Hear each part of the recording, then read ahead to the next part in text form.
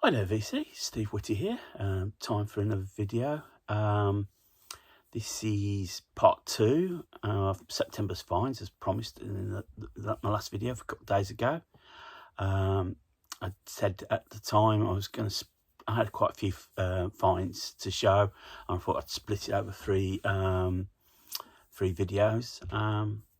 I hope everyone's well. Thank you for commenting, those that viewed and commented on part 1. So without further ado, let's crack on with part 2. And this is Eric Burdon and War, the Black Man's Burdon. This is the second and final album they did together before he left. The title of the album, I think it's a play on words. Rudyard Kipling did a poem at the turn of the 20th century called "The White Man's Burden," and I can't remember who changed it, but somebody changed that to "The Black Man's Burden," and then Eric Burdon used that title as a play on words. Quite a controversial album.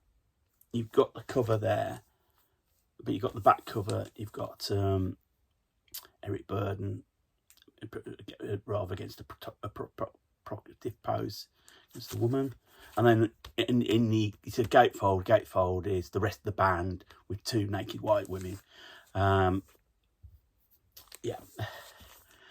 album itself is quite in itself also controversial. There is a track called, I can show it here, PC3, and then you'll see a sticker that says PC3 has been removed, and it was removed. It was basically, I think, a dig on the police. So that rather than face a lawsuit or whatever, they've just replaced it. But there's also some quite amazing covers on here. So you've got, they do Paint It Black on side 1. Side 2 has their take on Nights in White Satin.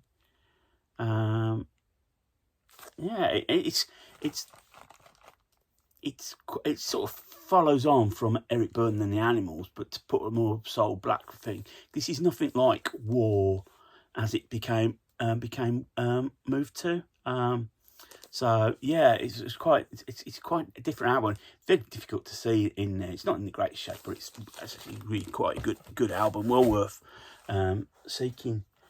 Now, talking of War, and it leads on to another album I found we had to cover, and this is Deliver the Word. I think it's what it's called. Yep, Deliver the Word. And this is totally different sounding. This came out, I think, 73. So the band were well established by that point. I've got a few War albums, and so to find out, it plays fine. You know, as I said in the previous video, it's about the music, not the cover. You know, so yeah, I'm happy to find that. Please, there's a couple more albums I'm going to show in this video that don't have covers. Which you can take it for what it is.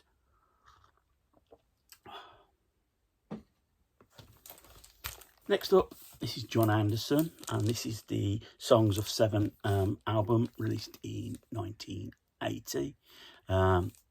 He left Yes at about 70, not previous year, so this is sort of like him, though not his first solo album. This is first one he'd done without the confines of being in Yes. Yeah, it's not a bad album. It's sort of like of its type. Though there's a hint of 80s. He also in 1980 he come back. He did the album with Vangelis, Short Stories, which had the surprise hit "I Hear You Now." So he was in quite a popular phase at that time. Obviously, I don't think the album did that well.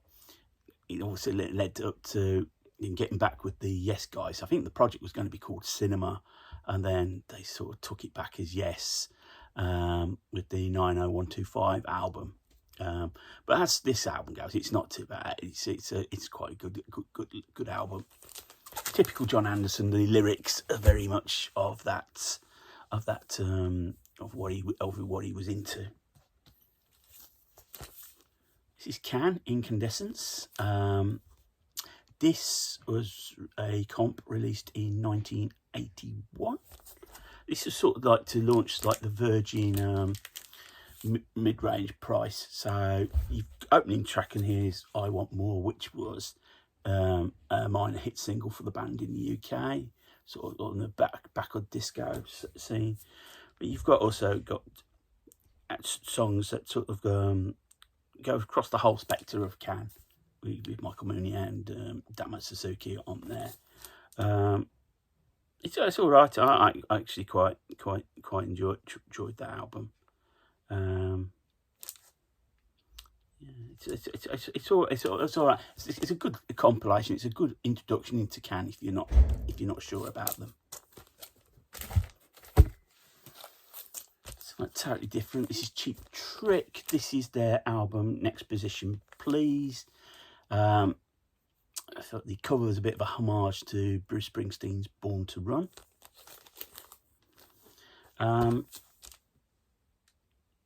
At this time, John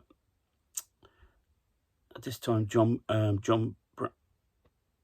think it's John Brandt was now on bass. It's all right. It's not in their classic 70s period, Cheap Trick. But they do a version of The Motors Dancing the Night Away, which was a single for them, for the band. And yeah, it's some nice songs. It's some good songs on there. Good bit of like power rock, power pop album that Cheap Trick are known for. Yeah, well worth having that. An album that shows its age purely by the price sticker 14 and 6. This is Desmond Dekker, and this is sort of a comp that came out on the Trojan label. Best known track is the opening track, 007. A lot of this I've never heard before, so it's sort of a good introduction to Desmond Dekker. His non-single stuff, obviously the Israelites and Mech, I'm aware of those. They don't feature on the album. But yeah, this is a really nice album. It's thing with reggae is, especially this period, it is usually quite trashed. Well played, well loved, as I would say. But this sounded good. It sort of brightened up a rainy afternoon. So yeah, pleased to have that. And then Lee Dorsey. This is Ride Your Pony, Get Out of My Life, Woman. It almost feels like it's two albums in one. It covers a bit beat. Record plays okay.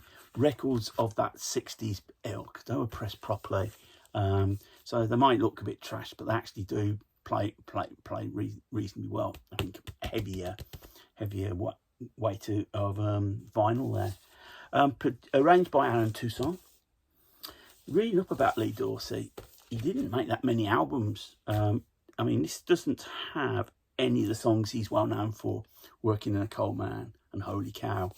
But it's a good little, like, sort of blues soul album. He didn't endorse his own inimitable style. Obviously, the covers aren't trying to aim for a young, hip crowd. You know, sometimes the cover doesn't actually really read for what the record is all about. But yeah, it was a pleasant surprise. I picked it. It was next to nothing. I thought, you know what, give it a go. Don't like it, I can always donate it to a charity shop.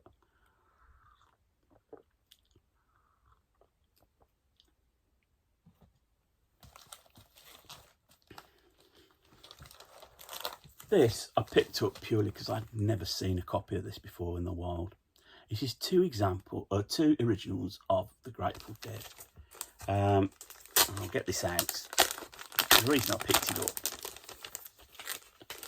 was the two original albums are the Grateful Dead debut and Anthem of the Sun, the first two albums. Original copies would cost an absolute arm and a leg. first album, The Grateful Dead, it's pop psych of late 60 of that 67 period, you know. Anthem of the Sun sort of takes the sound a little bit further, sort of like more longer pieces on the album side. Side 2 of the album is just 2 songs, and in a way I sort of prefer this period, Grateful Dead, than say when they go on to the 70s and 80s stuff. But let me know if there's other Grateful Dead albums I should get hold of. I only previously got a comp, and I may have a CD somewhere, so it's nice to find these. These actually 2 off a series, came from Germany, and were worth seeking out. I've got the Aretha Franklin, I've got the Faces, I've got Roberta Flack, I've got Little Feat, and I've probably got others as well. But I know I've just ordered the Allman Brothers one, and Led Zeppelin. Their first 2 albums came in a comp like this. The one, Stephen Stills, David Crosby, Graham Nash, that put their debut albums together. Neil Young, first 2 albums that came out in the same comp. And I think the one that's worth seeking out is Sparks. And this is the first 2 albums before Come Out of My House. Sparks and the Woofer and Clothing, I think is how he pronounced it. That on Discogs, it's you know, if you find a copy of that, you know, on Discogs, it's worth about £100. It's quite rare, and it's the one I would want to get hold of. Going back to albums with no covers, this is B.B. King. This is the R&B soul of B.B. King. That was released on the Ember label. Ember being quite collectible. Read a piece in Record Collector years ago. So if I spot anything that's on that label, that's piques my interest. Then yeah, I'll go for that. It's basically B.B. King blues. He's got that much out there that was released. I'm no aficionado, so I couldn't tell you if this is songs or this is just a third-rate comp featuring some of the lesser recordings, but it's enjoyable. This is the Best of the Loving Spoonful Volume 1. This is a Marble Arch reissue of the album that was known as the Best of the Loving Spoonful. This has really got basically the hits on it. Band. Do You Believe in Magic? Is on here. Daydream, Summer in the City. This pretty much, well, the hits in the UK. Obviously, they were a lot bigger in America. Sort of pop folk, driven from that scene. After you've heard the story about the drug bust and they grassed somebody up, and suddenly their career went downhill purely because they were deemed as being uncool, unhip. John Sebastian went on to have a successful solo career. I think Welcome Back was a #1 hit single for him over in the States. But really, yeah, it's they were a band of their time. Some of the songs on here are actually really quite good. I think this is probably all I need really as the Loving Spoonful in my collection. So yeah, I'm happy to have that.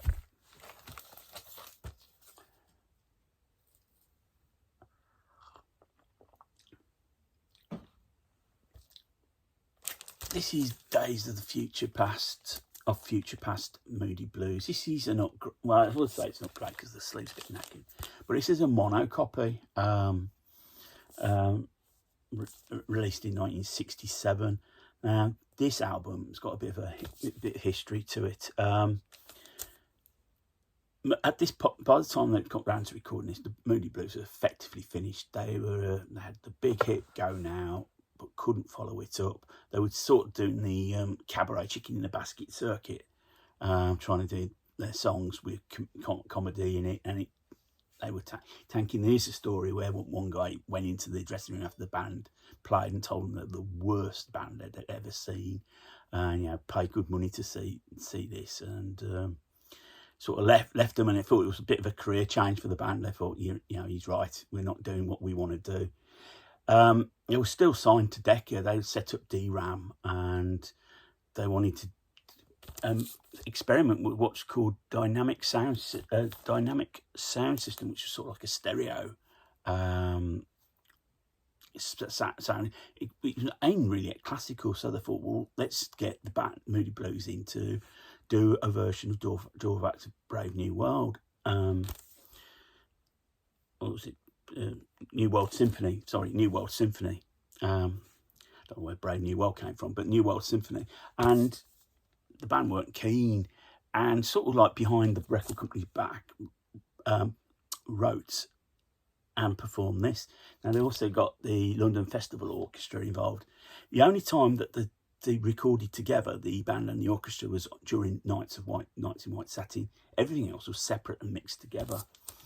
And when the band presented this to the executives at Decca, DRAM, they were not very happy, because this is not New World Symphony. This is not what we wanted. But it was the American London label said, no, I actually quite like this. I think there's a hit in here. And so they were persuaded to record.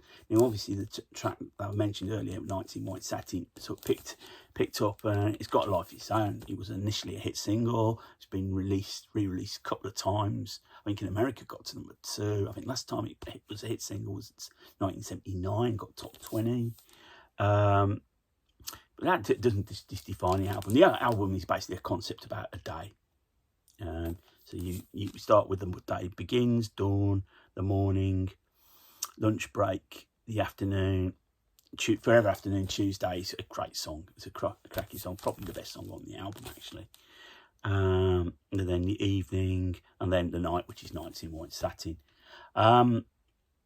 It relaunched, effectively saved and relaunched Moody Blues' career. They went on this sort of like prog trajectory. It's heavy in mellotron. Mike Pinder had picked up the mellotron. They said that Moody Blues are a Birmingham band, and not far from where I live, it was Street Electronics who made the mellotron. And I think he got himself a job then. He got himself a mellotron, and it's a temperamental beast, the mellotron, for road use, but he knew how to fix it and how to work it, and it transformed the band's sound, and it sort of got transformed in the period of the psych pop period we all know. Just a couple more to show you. This is the exciting Wilson Pickett. This is original Atlantic mono. Cover's a bit knackered. Effectively, this is all you need, really. This is like a best of, though it probably wasn't at the time of recording. So you've got Land of Thousand Dances, something you got 6, 3, 4, 5, 7, 8, 9, Barefooty, Mercy, Mercy, You're So Fine, In the Midnight Hour, absolutely classic song. 99 and a half, Won't Do, Danger Zone, I'm Drifting, It's All Over, She's So Good to Me. This is just 30 minutes. It's only about half hour, but it's just stonking soul music of that time. Excellent stuff. And yet again, the last album I'm going to show you is not an album without a cover. Now, this is going to kill me. This is Papa Vu. And this is their album. I don't know how to pronounce this. I'll put it up. I'm not even going to attempt to pronounce it, strangle the German language. Now, when I first watched VC videos, and there was quite. I was watching things like Big Star 3000 and others, and they were mentioning Papa Vu, and I'd never heard the band. I knew they were krautrock, but I'd never heard anything. This is really pretty much the only time I've ever had anything by them, be it CD or even on vinyl. And it is krautrock. It is krautrock. It's more on the experimental side of it. I think there's been a load of reissues, go out box sets. A couple of box sets have come out recently. Will I go out and get them? No. But their albums are very hard to come by. So anyway, to get hold of an album copy, even without the cover, the quadraphonic album. It's only about 30 minutes long. The album itself, but it actually, I think not bad for what it is. I do like prog, and so it's another strand of prog, and is worth listening to. Right then, VC, that's part 2 over and done with. I'll get round to part 3 towards the end of the week. As normal rules apply, thumbs up, thumbs down of the interaction. Feel free to leave a comment or get back to you. And if you want to subscribe, then by all means. But news headlines. So whatever you get up to, VC, take care of yourselves, keep spinning, and more importantly, keep on smiling.